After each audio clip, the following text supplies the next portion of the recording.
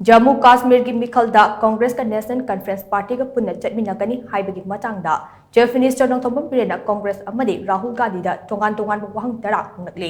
हंदक पांगथोकदौरिबा Jammu and Kashmir की assembly मिखल असिदा Congress का national conference party का पुनः चटमिनगनी हाइबा असिगी मतांगदा ngasi चीफ मिनिस्टर की सेक्रेटरीता पाउगी मिफम अमा पांगथोखरे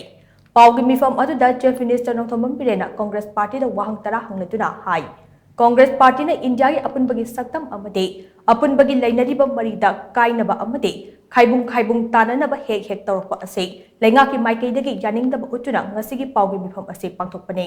हंदक पांगथोकदौरिबा जम्मू एंड काश्मीर की असेंबली मिखल असिदा कांग्रेस का नेशनल कॉन्फ्रेंस का पुनः चटमिनगनी हाइना थौरांग तौरे मसिदा हंगनिंगलिप वहंगदे इंडिया मचेत ताना थुगाइनबगी वाखलोंदे युफम ओइरगा सागतखिबा नेशनल कॉन्फ्रेंस का कांग्रेस पार्टी का चटमिनगनी हाइबा असे नेशनल कॉन्फ्रेंस ना इंडिया की अपुनबगी सक्तम सोकप याबा मओंगदा लौखिबा फिरेपसिंग अदो सौगतलिबरा जम्मू एंड काश्मीर आर्टिकल 370 अमदे आर्टिकल 35A अमु हना हंजिलहलु हाइबसे नेशनल कॉन्फ्रेंस के अचेतप वारेपने वारेप असे कांग्रेस पार्टी ने सौगतलबरा हाइबसे अचौब वहंग अमने काश्मीर की इशू असे पाकिस्तान का वारी सानदुना वारोशिन पुरकदबनी हाइबा नेशनल कॉन्फ्रेंस के फिरेप अदो कांग्रेस पार्टी ने सौगतुना काश्मीर की इशू असिदा पाकिस्तान पुशिलकनबा कांग्रेस पार्टी होनरबरा हाइबसिसु हंगनिंगाई ओइ नेशनल कॉन्फ्रेंस की ओइनदे लाइन ऑफ कंट्रोल दा पाकिस्तान गा ललोल इटेक तौननबगी वारेप लेरिबने खोंथांग असे टेररिज्म मरु हुन्नबगी मचाक अमने मसिदा कांग्रेस पार्टी ने सौगतलिबरा कांग्रेस ने रिजर्वेशन की मायुक्त लेते हाइदगा करिगिदमक रिजर्वेशन की मायुक्त लेरिबा नेशनल कॉन्फ्रेंस का चलमिनरिबनो दलित गजर बकरवाल अमदे पहाड़ी फुरुप सिंह रिजर्वेशन पीरोय हाइना नेशनल कॉन्फ्रेंस ना वासखिबने रिजर्वेशन की मायुक्त लेरिबा पार्टी असिदा कांग्रेस पार्टी ने सौगतलिबा असिना कांग्रेस असे रिजर्वेशन की मायुक्त लेरिब्रा हाइबा असिसु वहंग अमदे शंकरचार्य हिलबो ताकत ई सुलेमान अमदे हरि हिलना कोई मरान ओथोकपदा कांग्रेस पार्टी ने यादबरा अमरोमदा काश्मीर ऑटोनॉमी पीगदबनी हाइना पॉलिटिक्स तौरिबा नेशनल कॉन्फ्रेंस असिदा कांग्रेस अमदे राहुल गांधी ने सौगतलिब्रा हाइना चीफ मिनिस्टर नोंथोंबम बिरेना मखा चाना हमखे यामना अखोगी यामना ngakpa madi yamna hangningai oiba pithribi miyam na madi bharat ki miyam na yamaruina hangningai oiba handak ki sidai da koi mokhoi gi jammu and kashmir gi da national conference tu ga mokhoi ga congress ka pull ga sarkar thangnani na hai pusi masi da koi na congress da koi na question khara hangning bani madu di kai na kan da jammu and kashmir da hana leiramba dumaina iran article 370 gi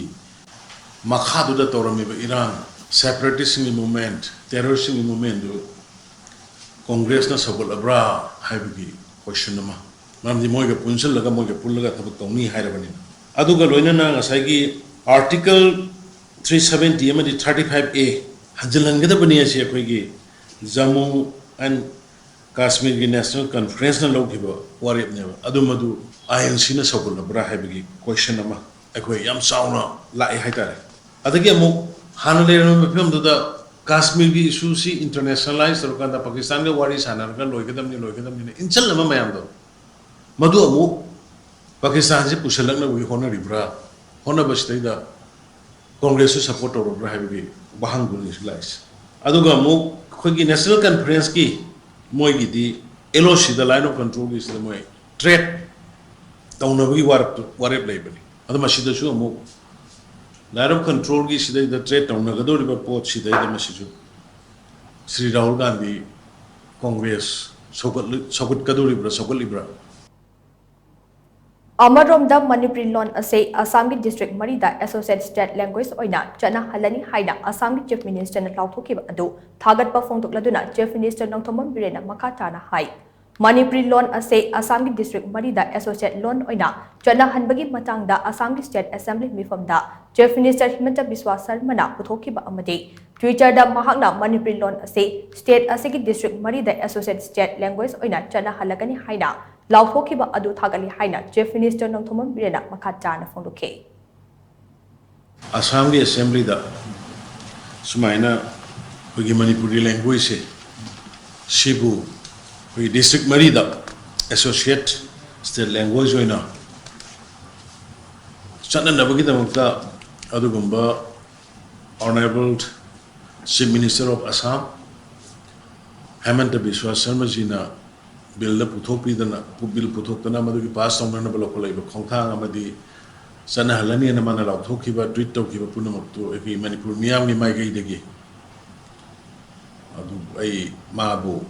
हन्नना थागसरी लोइनना असमगी government लेबिरिबा member खुदिंगमकु सुगुंबा याम कुइना सांगना असमदा लेबा मणिपुरी सिंगना तांदना लाबा demand अमा मपुंग फान बिबिगिदमक्ताई सम assembly की member पुनमक याम मरोइना honourable chief minister Hemant Biswa Sharma ji Manipur मियाम की माइकैदगी सरकार की माइकैदगी अमदी आई इसा की माइकैदगी माबु हन्नना थागत फोंगुक सरी है नसिमगई कन्वे तौजन